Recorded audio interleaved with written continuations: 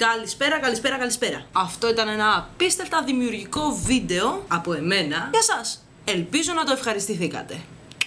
Και στα αγγλικά, hello. This was another video by me for you. I hope you enjoyed it. Good night.